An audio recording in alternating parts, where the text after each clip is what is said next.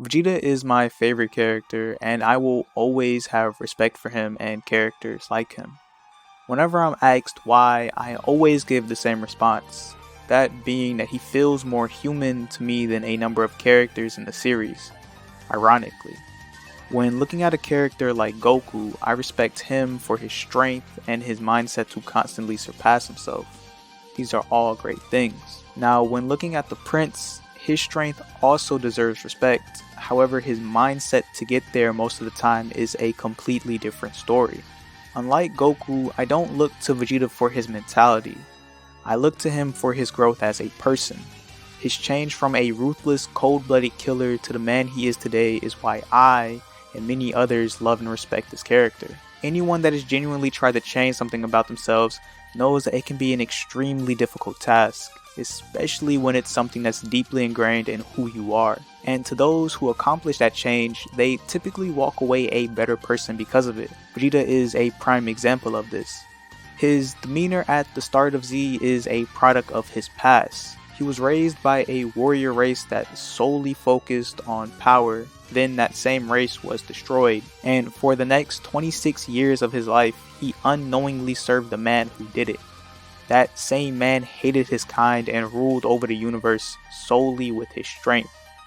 All of this filled Vegeta's head with a skewed mindset that power is everything, and that without it, you're nothing. So by the time that Vegeta is introduced to the story, his cold and ruthless demeanor makes sense.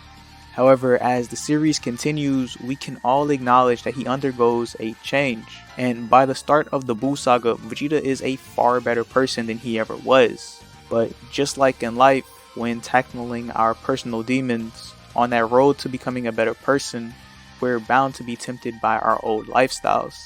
And for some of us, unfortunately, we will fall. Majin Vegeta shows us this.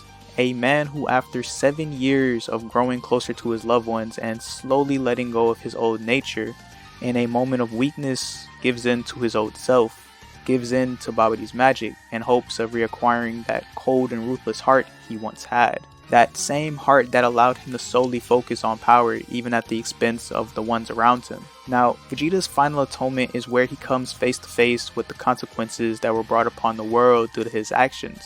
And in that battle, this is where he literally and figuratively kills his former self and changes for the better. What Majin Vegeta and his sacrifice signified to me is that we will fall from time to time, even after years of doing something right.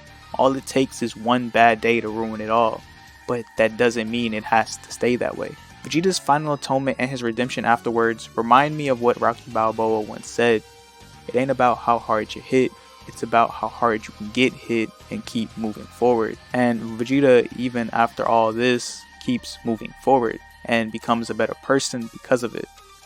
And by the time that Super rolls around, Vegeta is a far more caring man than he ever was. And his pride, something that Vegeta cherishes, is no longer something he limits only to himself.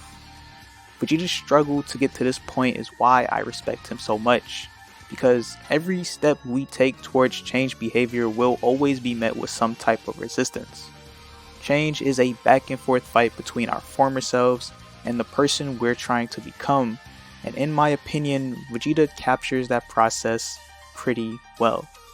All in all, Vegeta is a man who, despite his change, still hasn't forgiven himself, and believes that no matter what he does, he is bound for hell.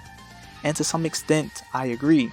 His changed behavior and his few good deeds that stem from it won't ever justify what he did in his past, but for him to be the person that he is today, it shows how far he's come, and it also shows that he has the most self-control out of any of the Z fighters.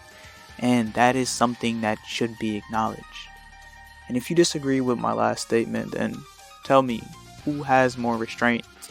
Is it the man who restrains himself from ever partaking in evil actions, knowing what consequences they will bring? Or is it the man who restrains himself from partaking in the evil actions that he was nurtured by? But yeah, with that being said, comment who your favorite character is and why down below, and don't be afraid to dive in deep, because after all, they are your favorite character for a reason. But yeah, thank you to everyone that watched this video. I hope you have a good day.